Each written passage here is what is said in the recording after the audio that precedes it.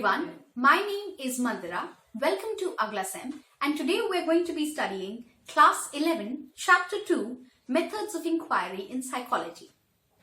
So in this chapter, we are essentially going to study how we inquire, how we raise questions, how do we solve problems in psychology. So in the earlier chapter, we studied what kind of problems are raised by psychologists, right? I hope you were aware of the summary of the last chapter, in which we discussed different branches of psychology, different kinds of psychologists that can ask different questions. Now, अब हमें ये तो पता चल गया that everybody is asking a different set of questions. How do we answer those questions? What are the methods we used to answer those questions, right? This is what this chapter is going to be about, and it's a decently long one. So let's get on quickly with the first heading, Goals of Psychological Inquiry. So when we are doing any kind of inquiry, when we are doing any kind of asking any kind of question, what is our main aim? What is the goal we need to follow while answering that question? The first one is description. Because psychology is the study of human behavior, we know that one of the methods, one of the aims is to describe human behavior. How accurately can you describe human behavior? That is one of the goals of psychology. So for example, if a psychologist is studying behavior, like online class attending behavior, then he needs to be able to accurately describe the behavior that students are exhibiting while attending online classes. The second goal is prediction. As I said, prediction is basically forecasting something, predicting, guess करना कि हमने आगे क्या करना है, आगे अगर ऐसा these conditions apply, then what will happen in the future.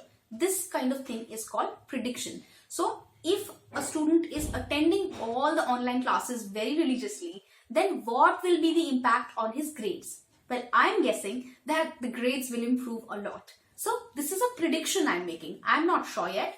So this is a kind of prediction that we aim to do in psychology. Forecast. The third goal is explanation. Explanation is basically knowing the factors that made the behavior occur, right? So for example, if someone has already gotten really good grades, then why has that person gotten good grades? Or if someone has achieved a lot of success in life, why is Virat Kohli the amazing cricketer that he is, right? So all these kind of questions can be asked by explaining certain kind of behaviors. Why is this thing happening, right? So this is the third heading. The fourth goal, of psychology is control. Now, a lot of people might ask, why do you want to control someone's behavior? Well, we want to be able to control our own behavior as well. Now, you might feel like watching a lot of Netflix right now, but the fact that you are attending this online class is eventually going to be beneficial to you, right?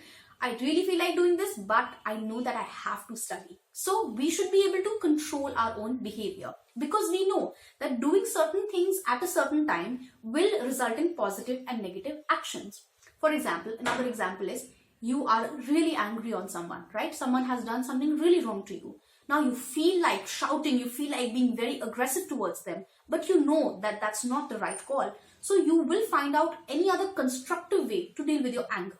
This is when control of behavior comes into play. It's very important. The fifth goal of psychological inquiry is application. So as I said, all this, research that is happening, psychological research that is taking place, all these efforts is basically in the end to improve the quality of life of people. So application is very important. You need to apply psychological principles to make lives better for people. For example, let me tell you, all the therapies that we use are based on certain theories. So there are big names of psychologists. For example, Albert Ellis. He is the founder of cognitive therapy, and cognitive therapy is used a lot nowadays. It basically treats your faulty thinking. आपकी जो गलत सोच है उसको वो treat करती है. So you know that he wrote, he researched a lot about this cognitive field, and now I need to use that information to make life better for other people. To make life better for people who are experiencing those faulty negative patterns in any kind of disorder like depression, anxiety, etc. Okay, so these were the 5 goals of psychological inquiry. These are very, very, very important from exam point of view. So, you can make a word out of their first letters and hopefully remember them. So next we come to the subheading of steps in conducting scientific research. Now, I think we discussed this in the last chapter also, that what is the difference between common sense and psychology, like psychologist की जो एक sense होती है.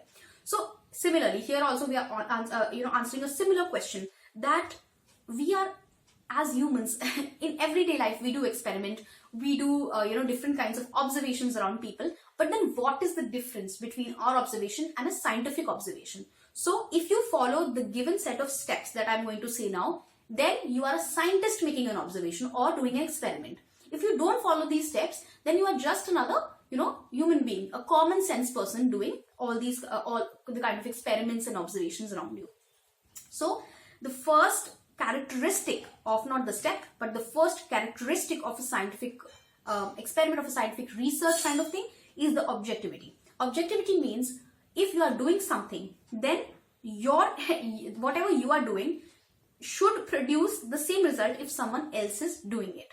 So it refers to the fact that if two or more persons independently study a particular event, both of them to a great extent should arrive at the same conclusion. So if I am studying online classes and grades, in ka relationship I'm studying, then if I am deducing that attending this online class will lead to better grades, then if you are doing the same experiment, you should also deduct the same thing. Your data should also deduct the same kind of conclusions. That means there is objectivity in the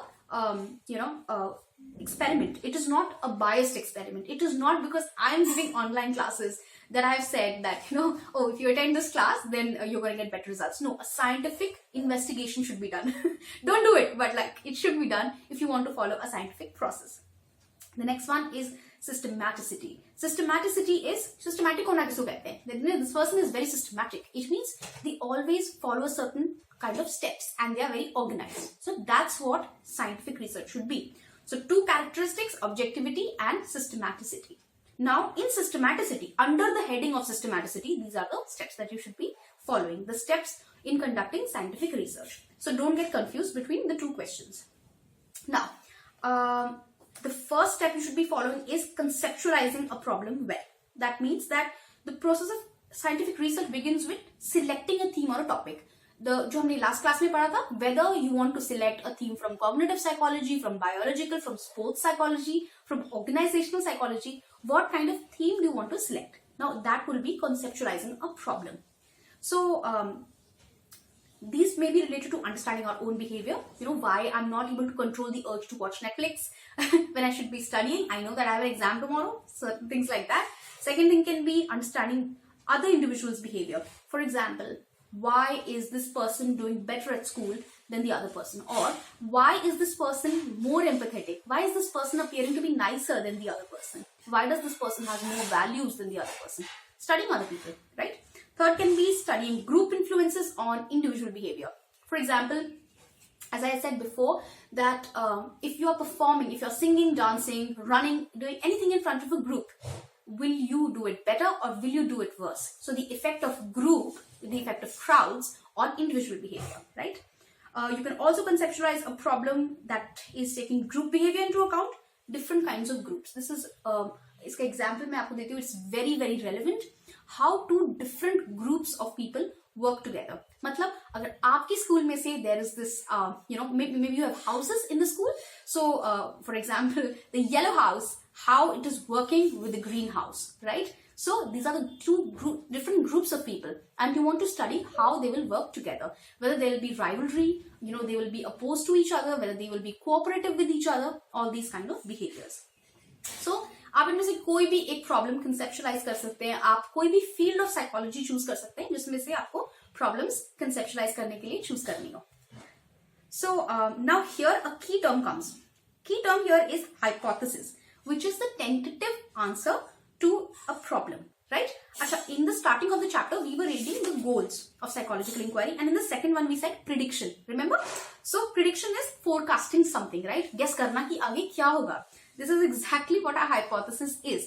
What, according to you, will be the answer to the question, right? If I'm asking you that, okay, tell me why do certain terrorist groups or certain criminal groups engage in illegal activities? ये question है. what is the answer according to you? Maybe someone thinks that it is a result of their childhood experiences. So their hypothesis is that, oh, they are engaging in this behavior because of their childhood experiences, adverse childhood experiences, right? This is called a hypothesis, tentative answer to a problem. Okay, problem we have already formulated. So second one, the second step in scientific research is collecting data. So data kya hota hai? It is any kind of information, any kind of, it can be in the form of numbers, it can be in the form of a video, it can be in the form of statements. Anything is, that you are collecting from a person, it's called data. So it can be, it requires the following, taking decisions about the following: what kind of participants will be there in your study, whether you are studying school students, college students, older people. What will be the methods of data collection, which we'll come to later in the same chapter. Tools that can be used in research, whether you're using a questionnaire, whether you are making them do certain things, making them run in a psychological experiment. The procedure of data collection, so who will collect it, and whether experimenter will be part of the experiment or not, etc., etc. So there are different kind of decisions that you have to make surrounding the data you're using. The second decision is related to the methods, as it's written here. First of all is the participants. As I said, school ke bache hain, college ke hain, older people, what kind of population you're using. Then there comes methods. Again, I'm repeating it for you. Tools that can be used, questionnaires, schedule what kind of things you are doing, and or maybe it can be individual or group. The kind of tools that you are using may be dependent on that as well. The third one is drawing conclusions. So the next step to analyze data is put it in a statistical software, or hand se bhi you can calculate mean, median, mode, any kind of other Z score, P score, etc. Aage ki cheezein. So you can calculate any kind of statistical data and draw conclusions out of your results. Then revising research conclusions. What does that mean? That means that on the basis of your results, you should revise the research conclusions. For example, as we were doing an experiment on whether attending this online class will lead to better grades or not, right? So if, God forbid, it doesn't lead to better grades, then obviously there should be, a note in the curriculum that no, don't attend this online class. Or if it does, then there should be note in the curriculum that yes, make students attend this online class so they can get better grades. So you can revise research conclusions. जो आपका result आया उसके basis पे what real life impact it has. Okay. Next subheading we come to is alternate paradigms of research. Now they have different kind of assumptions about human behavior. The key assumptions that we're using here is predictability, and it is cost. As when we read the themes in the first chapter, if you don't understand that well, you can go back and see that video again. So themes जो हमने पढ़े थे उसी से related ये topic है that human behavior is predictable, caused by internal external forces, can be observed, can be measured. All these are assumptions in psychology. So interpretation of behavior is very important, as we are discussing here. If you are studying a natural science like physics, usme interpretation is not that difficult. I don't need to say that physics is easier than psychology. It's not. But the thing is that if you put numbers into an equation, you will most likely be able to derive the same conclusion regardless of the numbers you put in. आप 2 और 4 put करो तो भी a square plus b square वाले फॉर्मूले में, या अगर आप 3 और 4 put करो या 5 और 7 put करो, interpretation mostly same होगी. That does not happen in human behavior. If I am shaking my leg, like this, someone might interpret it to be anxious behavior. Someone else might interpret it to be, maybe I've had too much coffee, maybe I'm jittery. The third person might just think that it's a normal behavior. It's not something that's out of normal. So interpretation comes with a lot of bias. That's why psychology becomes tricky. The interpretation can be different. It can be subject to bias. And that's essentially what they are stating in this paragraph. So the next heading that we come to is nature of psychological data. Introduce karwaya, that's fine. As we've already discussed, that data is any kind of information that you obtain about an individual's behavior, subjective experiences, mental processes. It can be in the form of numbers. It can be in the form of, sentences. We'll discuss later about qualitative and quantitative data at the end of the chapter.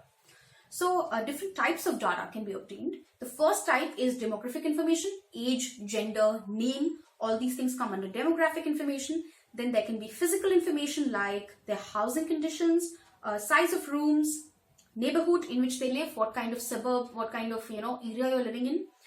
Physiological data can be EEG, brain scans, and how much you are sweating in a certain kind of experiment. That and psychological information can be related to your intelligence, your personality, your interest, whether you have any kind of psychological disorders. All that thing comes under that one. Next, we move on to the main heading, some important methods in psychology. So this is a pretty big one, so brace yourselves, but don't worry, we will sail through it very easily. The first method, which is the main heading of this chapter also, we are going to pause through, is observational method. Sorry, one second. What is observation? Observation is basically describing what is happening around us, describing everyday behavior, everyday tendencies. Again, how is it different from a scientific observation? Observation to hum bhi karte hain. For example, if you wake up and you're getting ready for school, you know whether mom is in a good mood or a bad mood because she's there, and you can look at her face, you can look at her gestures, and you can observe ki nahi bhai aaj mood kharab hai, so I'm not going to do anything else to mess it up. This is a kind of observation. And एक observation ये है, एक observation है that certain species of plants are being observed or certain brain areas are being observed, and you are noting down कि whatever is happening in there, कौन सा slice कितने centimeter का है, how many nerves are visible, that kind of thing you are observing in a brain. और plant में you are observing कि plant की veins कैसी हैं, plant का shape कैसा है, size कैसा है, you are noting it down. The difference between these two observations is that the one that I made about my mom is a non-scientific observation, and the latter are scientific observations. So, how does scientific observation become a scientific observation? 4 criteria. Number 1, selection. So, I woke up, right? Now I'm going to explain these 3 things using the same example of my mom. So, I woke up, right? And I happen to notice my mom's behavior, right? So, and I noticed that, kuch gadbad hai, I should not mess it up. That is something I'm not selecting. I just happen to wake up and I happen to observe the behavior. It's not like I decided at night that subah I have to keep a record of my mom's behavior. So that is a non-scientific observation, right? Because I'm not doing the selection process. On the other hand, if you're observing a plant, you have selected that I will study this plant, I will study this aspect of this plant, I will study the shape, size, the internal structure, etc. So it's a selection process that you have taken place. You have thought about the problem. Second one is recording. As I said, I'm not recording my mom's behavior. I think she will be more annoyed if I do that. So you're recording, whereas if you're recording observation of a plant, you are writing down ki iska shape kaisa hai, size kaisa hai. I'm taking all the measures, probably taking pictures of it, making audio notes, any kind of thing you can do. Third comes analysis of data. So I'm not again putting my mom's behavioral stuff into a computer and analyzing it. But on the other hand, with a plant, you do a lot of analysis. That analysis can be based on science, or that can be based on, any kind of numbering. It can be based on stats. It cannot be based on stats also. Okay. So the next, the types of observation now we are going to study under the same topic. So there are 2 types of observation: naturalistic versus controlled, and then there is non-participant versus participant. So basically it becomes a bit confusing here. Types of observations में 2 opposing observations एक topic के अंदर है और 2 opposing observations दूसरे topic के अंदर है. So first one we're going to discuss here is naturalistic versus controlled observation. So when observations are done in a natural real life setting like a school, then it is a naturalistic observation. ठीक है? और अगर you are doing them under a controlled setting, then that is a laboratory, for example, a laboratory experiment, then it is a controlled observation. For example, a naturalistic observation would be if I just come to your school and I start noticing observing how students are behaving in class, how much attention I think that you guys are paying, how much destructive behavior is there, so all that kind of thing. But a controlled observation would be if I am making you do a certain task, if I am making you solve a Rubik's Cube, for instance, and I am noting down your behavior, then that is a controlled observation. I am making you do something, right? Here, a very good example of smoke is there, that you release smoke into a room, then you have actually done something. Yeah, you have released smoke and then you are observing other person's behavior. Smoke is not naturally coming out, right? So that is the difference between naturalistic and controlled observation. The second type is non-participant versus participant observation. Non-participant observation is when you are observing from a distance. So you are not participating with the people there. If I'm, again, in the first example, if I'm coming to your school and I'm just sitting aside and I'm just, staring at you from a distance, might appear creepy, but that is a non-participant observation. A participant observation would be if I come to your school and I say, let's do this psychological problem, or let's solve this question here and we will do it together as a group. Then I'm participating in the observation with you. And while we are doing the task, I'm observing you that what you're doing. So this is the difference. They both come with a set of advantages and disadvantages. Participant observation is better because you get to, establish a rapport with the person. You get to know that person better, so you're not creeped out by, someone making an observation. So you can get more involved. But the disadvantage is that it is very time consuming, right? And it is also very labor intensive. You have to apply a lot of, labor into it. You have to apply a lot of hard work in it. And non-participant observation, similarly, the disadvantage is that you are observing someone from a distance, so they might actually behave in a different way than they usually do. This fun fact is called the Hawthorne effect, and you don't need to learn the term, but just for extra information, it so happens that if someone is observing your behavior, sometimes it happens that we will actually stop doing the regular things we do. For example, if I'm making this video and someone is looking at me, I tend to get very anxious. I will probably, start squeezing my hands a bit, or, start performing a bit differently than when I would do alone. So that is the disadvantage of non-participant behavior, that you know that you are being observed, so you will start to behave a bit differently. Let's come to the next method. Apart from first हमने observation अच्छे से कर लिया है, so let's move on to the next one, which is experimental method. So scientifically speaking, this is one of the best methods you can use, and this is what a lot of psychological literature is also very biased towards, that if you do an experiment, it's better. It's not better, but because every method is has its own importance, but experimental method is actually very, very much preferred in psychology and in sciences in general. So let's come to the concept of a variable, because that's very important to understand how experiments work. Variable क्या होता है? It is basically something that can be measured and it can take different kind of values. The very good example used here is that a pen, with which I might be writing. I'm not writing right now, but a pen we are using might be, it's not a variable, but the shape of the pen, the size of the pen, all those things that can change. Variable, जो कि change हो सकती है, dynamic, those are variables. So here comes the dreaded question: what is the difference between an independent and a dependent variable? Two types of variables. Independent variable is the one that is being manipulated, and the dependent one is the one that is being measured. Now, as a 12th grader, I remember I did not understand anything about this, so I will try to explain to you as much as I can. If, for example, you are studying as a thumb rule, if someone is saying, I want to study the effect of dash on dash, then effect of के बाद जो आएगा, that will always be the independent variable, 99%, and on के बाद जो आएगा, that will always be the dependent variable. Let's study with an example. The effect of alcohol on driving performance, right?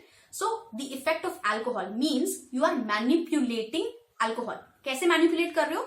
Because what you are doing is either drinking alcohol or not drinking alcohol. I mean, don't do it. It's not advised. But if you are hypothetically conducting an experiment, then what you are making your participants do, either they drink alcohol or either they don't drink alcohol.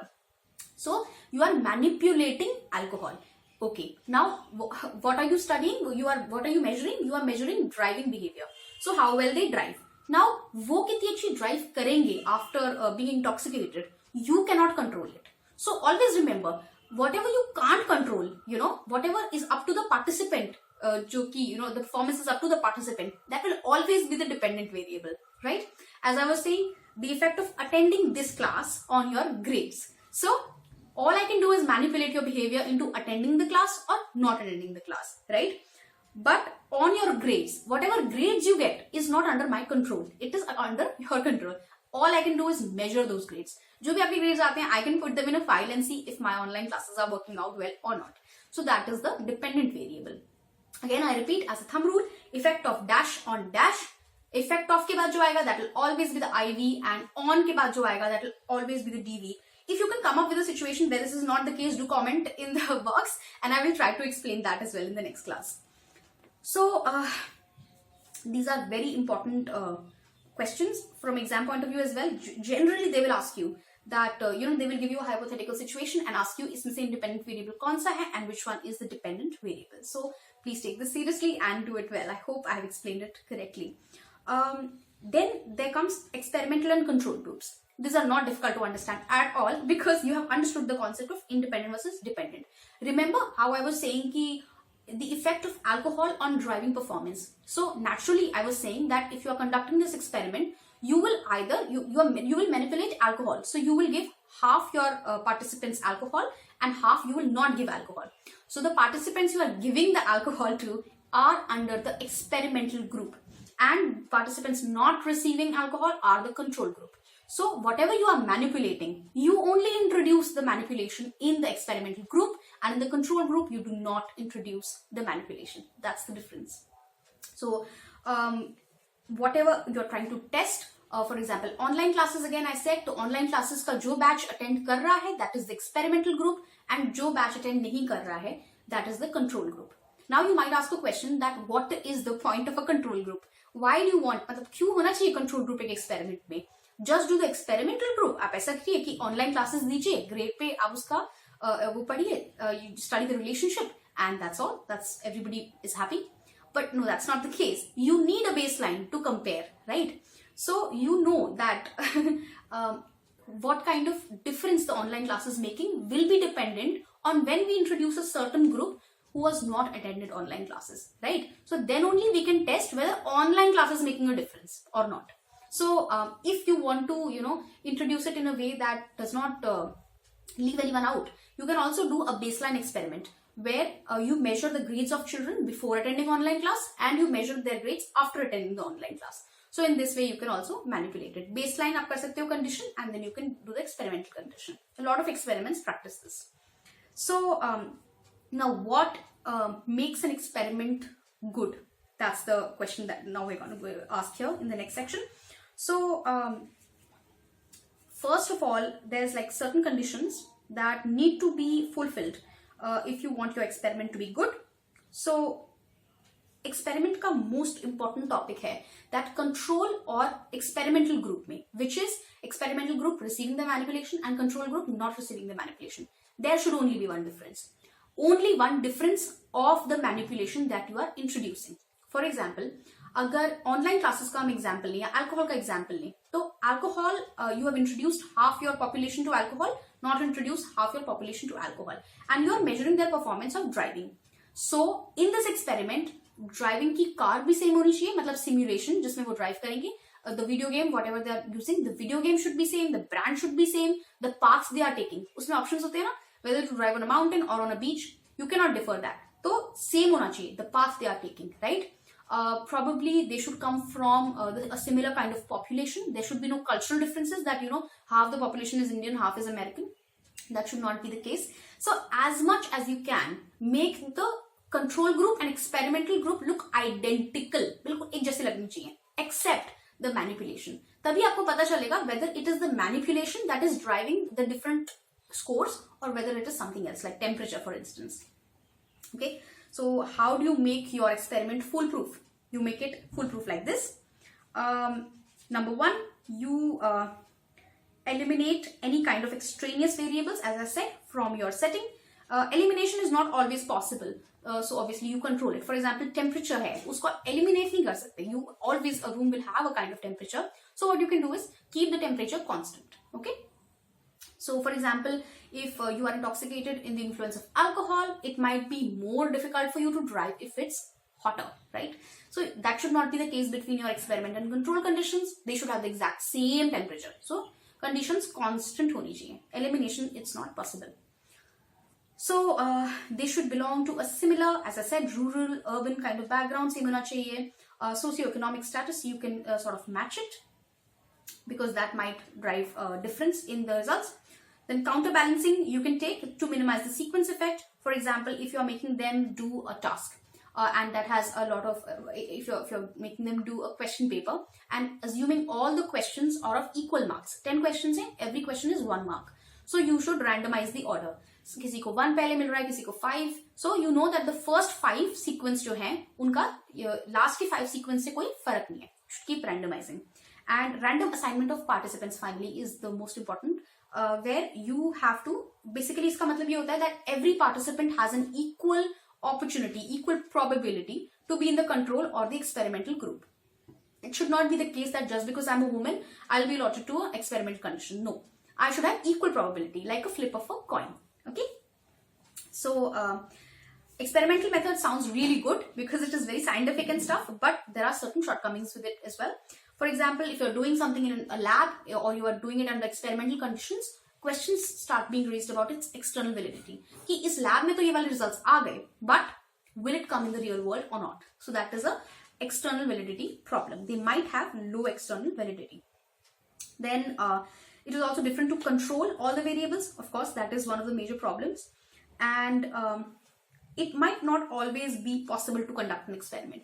For example, if you're trying to study the effect of malnutrition on kids, right? You cannot malnutrition you can't malnourish the kids and then do the experiment. It is unethical to do that. So, or if you're studying the effect of tsunami, right? And I think we will study that in the Quasi one.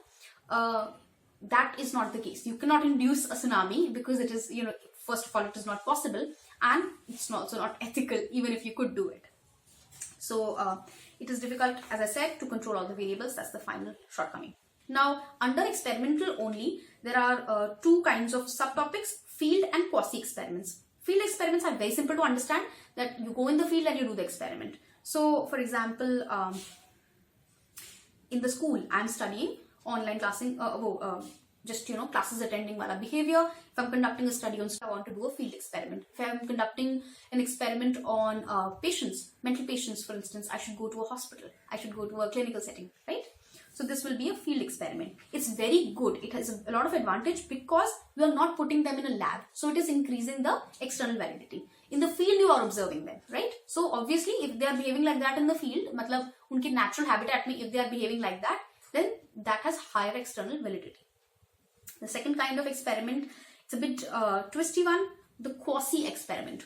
Quasi experiment are the as-if experiments. As I said, in a lot of things, it is unethical and often impossible to conduct certain kind of experiments. जैसे कि हमने tsunami वाला example पढ़ा था. You cannot induce a tsunami. You cannot, make a tsunami happen. Or even if you could, it's not ethical to do it. Again, with malnourishment, you cannot malnourish someone's kid just to do an experiment on them. So these are all the as-if experiments. So what happens is that the experimental group, you will select the kind of people who belong to the group, right? If someone has been through a tsunami condition, they will be in the experimental group. So this is a quasi experiment. This attempts to manipulate an independent variable in a natural setting using naturally occurring groups to form experimental and controlled variables, right? So you will just take a set of methods and make them part of the experimental group. Now, इसमें random assignment नहीं होता. You do not have equal probability of getting into the experimental versus control group. If you are malnourished, you will be in the experimental group. If not, then in the control group. So not random assignment, but it is still very important because अगर हम quasi experiments नहीं करेंगे, how will we be able to study the kind of phenomena that are happening, right? Like a tsunami, the effect of a tsunami or malnourishment. The next main heading is correlational research. Now, correlational research, the very practical way of understanding it is that in correlational research there are 2 variables only or 2 or more variables. That's fine. But all of those variables are, आप ऐसे समझ लीजिए, dependent variables. So you are just measuring everything, not manipulating anything. Okay? So if I am studying, for example, the effect of eating butter, right, on obesity. So I am just observing how much, I am just sort of noting down how much butter participants are eating every day and how much overweight they are, right? So butter on obesity. You are making certain observations, you're writing them down, and then you are correlating them. You put them into a computer and you see whether one has any kind of relationship with another. Maybe it doesn't, maybe it does. So if one's value increases with an increase in another's, for example, if you eat more butter, you are more likely to be obese. More obese, the more butter you eat, the more obese you are. Then that is a positive correlation.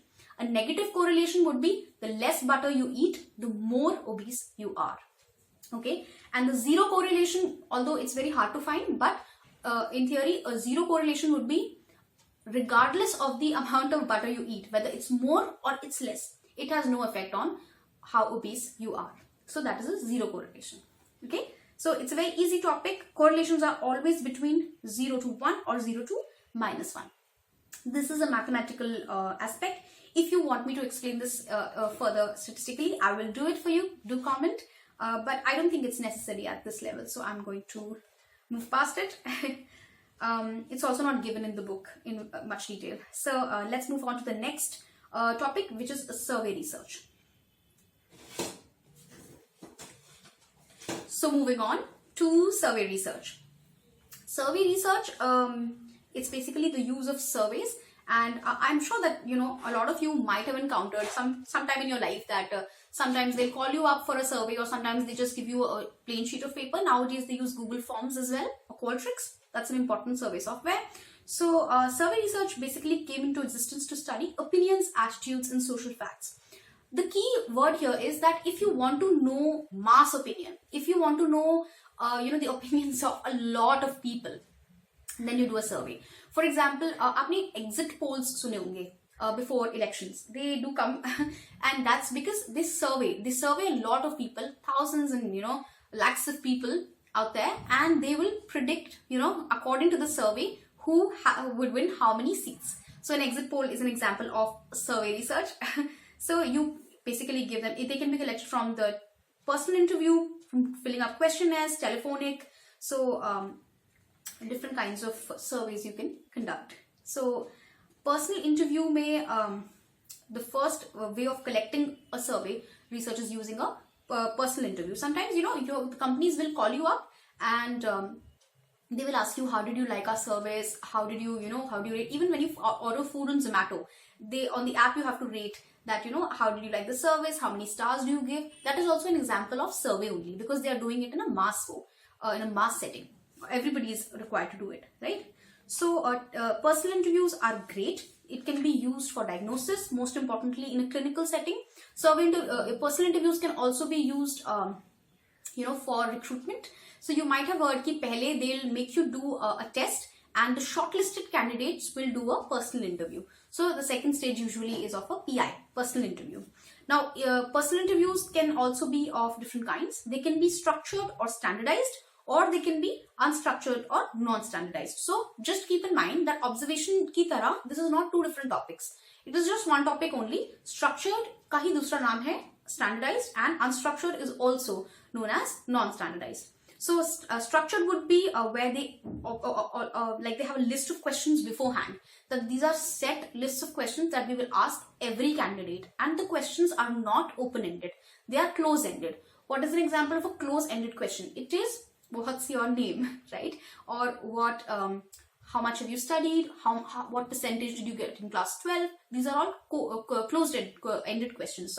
Close-ended questions, because they are very one-word kind of questions. Okay, so if you want to identify a close versus an open-ended question, always look for that word. If the question can be answered in one or more than one, few words, then it is a close-ended question.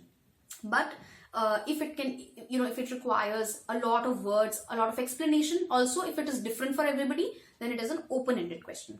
So now we come to unstructured interviews. Unstructured means they do not have a specific list of questionnaires and questions they want to ask.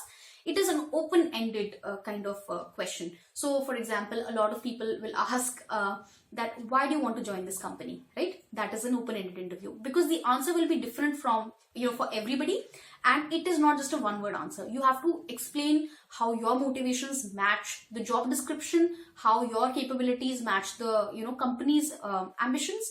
All that you have to explain. So that will be a unstructured part of an unstructured interview where you have open-ended questions. Mostly when you do interviews, you have unstructured questions, especially for jobs, I feel like. But structured, अब आप बोलोगे कि structured का क्या फायदा? You know, where is it used? Very important use of structured questions is in a clinical setting.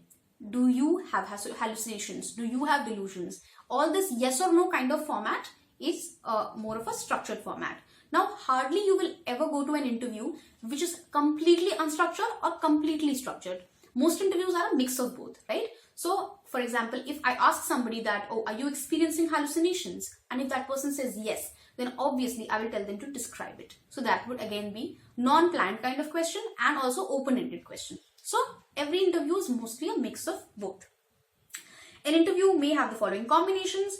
Individual to individual interview ho sakta hai. One person might be taking the interview of another person. Individual to group. I might be an individual and I'm taking, interview of a group of people. A group of interviewers can be taking my interview, and a group of people can be taking a group of people's interviews. So it can be of all kinds. So the good part about it is that it's very flexible, adaptable to individual situations, and it can be done on non-literate people, on children. Very good diagnostic tool. It's just a very rich source of information. But what's the problem? The problem is that it's very time consuming and it requires a lot of hard work. So you have to invest a lot of time and energy into interviewing a person. And that's why, as I gave the example before, first you are required, mostly if you take an exam or if you apply for a job, you'll be allowed to sit for this one common kind of test, and if you qualify, then they will interview, then for the PI round you qualify. So it means they will invest the energy and time in you only if you qualify the preliminary phase. Okay, so the next one we come to is a questionnaire survey. Now this heading is under survey research only. So this is the second heading under survey research. So questionnaire survey is where a survey is full of questions and you have to answer it, right? So this is like I was giving you the example of a Zomato review. That is a questionnaire survey. They ask you, how did you rate the dal makhni? How do you rate the butter chicken? All those kind of things from this restaurant. How do you rate the delivery? All this is a questionnaire survey. In a more professional and clinical setting, you can have a questionnaire a lot of surveys like whether you are experiencing certain kind of mental problems, you are more likely to experience certain kind of problems, though the questions are designed in that way only. So mostly they will be on a Likert scale. A Likert scale is, that scale you must have seen: strongly disagree, okay, neither disagree nor agree, agree, strongly agree. That is called a Likert scale, Likert, Likert scale. So mostly questionnaires are based on the Likert scale. Sometimes they can also be yes or no, like a very objective, true, false it can be, right? This applies to me, this does not apply to me. For example, I was telling you कि clinical diagnostic के लिए those kind of surveys are used. Telephonic survey, you must have experienced it. They'll call you up to ask, how do you think we are doing at our surveys? So these kind of surveys are telephonic. इसमें वो आपसे ज़्यादा भी बात कर सकते हैं या rating भी मांग सकते हैं. So either. Now we come to the next. Before we come to that, let's discuss the good and bad of surveys. It's a lot of advantages. Quickly and efficiently, you can collect information from thousands of people. As I said, mostly it is used in mass settings, right? So, secondly, it can be conducted quickly for public opinions. So, very efficient and quick way. But limitations are that people may give inaccurate information, memory lapses might occur, and they sometimes offer responses that the researcher wants to hear. So, there is sort of that kind of bias that if someone is asking me that, according to this questionnaire, would you be willing to help a friend in need? And answer is yes or no. I will most likely to say yes, because I will think that what will the researcher think if I say no, that I'm a despicable human being. So there's that kind of bias as well. But all in all, it's a very good source of collecting information, right? So next topic that we come to, as I was saying, is psychological testing. Now, again, technically speaking, psychological test is a standardized and objective instrument which is used to assess an individual's standing relation to others on some mental or behavioral characteristics. For example, very common example is an IQ test. So it is standardized, means everyone will do the same test, and it is objective.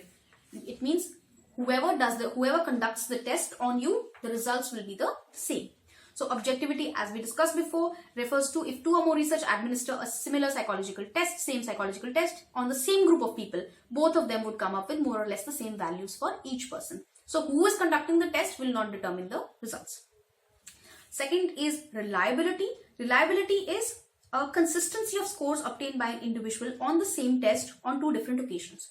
For example, there are 10 questions, I give it to you right now, and after 2 months I give it to you again. So more or less, there will be some sort of memory you'll have of that test, but more or less your test results should be the same. If I'm taking a test now and I'm getting a certain score like 2 out of 10 and next time I get 8 out of 10, then this is not a reliable test. Okay. Retest reliability we कहते हैं इसको, that when you retake the test, how stable the scores are. Then the other kind of reliability is split half reliability. Don't worry too much about it. It is 1 to 10 आपके पास questions आए, everything is of the same value. Her question 1 mark का है. So first to 5 में आपका जितना score आया, approximately 6 to 10 में ही उतना score आना चाहिए.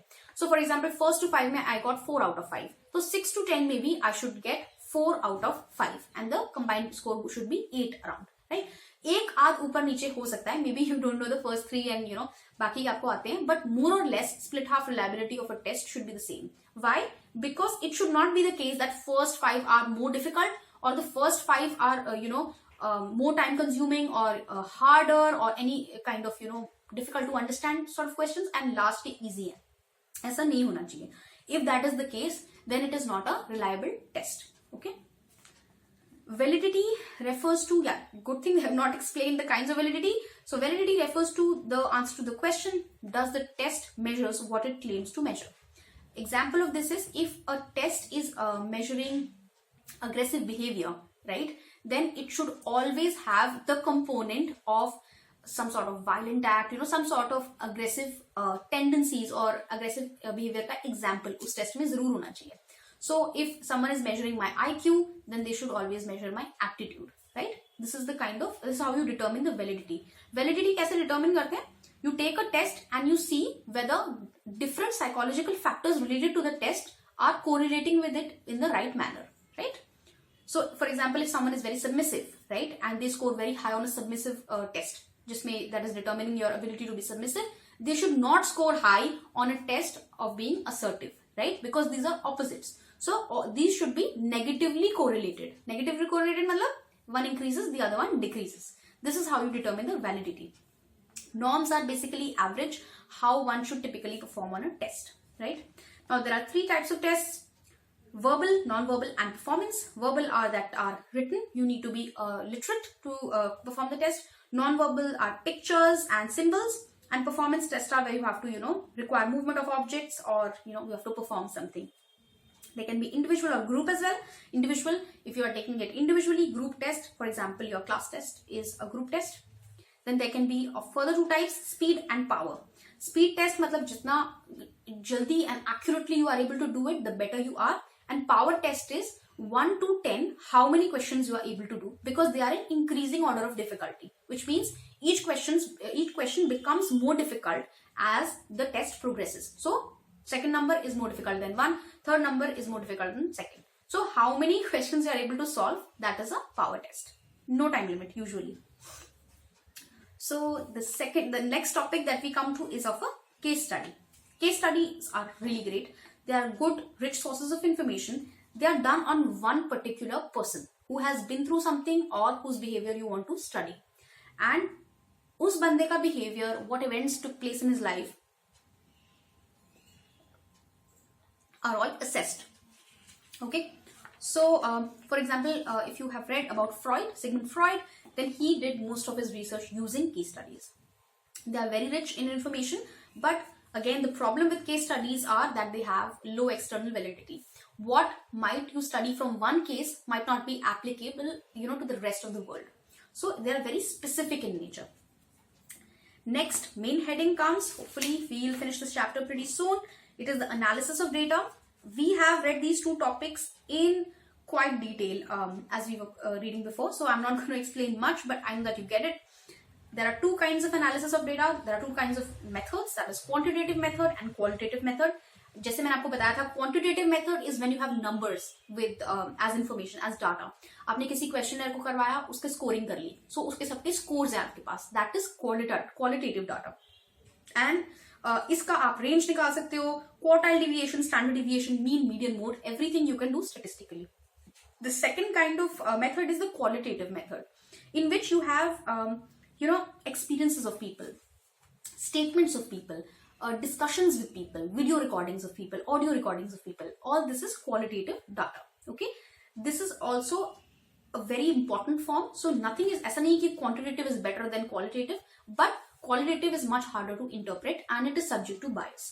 So I said कि my experiences might make me interpret a certain kind of thing not in the way that you would interpret it. So this is the kind of bias that comes with qualitative data, but it is also a very rich source of information, so it's very important.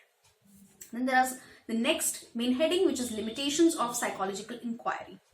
Limitations is the first limitation is lack of shoe 0 point. What does that mean? That means that if I'm measuring the length of this pen, then this is 0 centimeter, right? Or when I measure it, it would probably be like 10 to 12 centimeter, 15 centimeter at most. Okay? So this is because I had a 0, I know what 15 centimeter is. Like in psychology, there is no 0.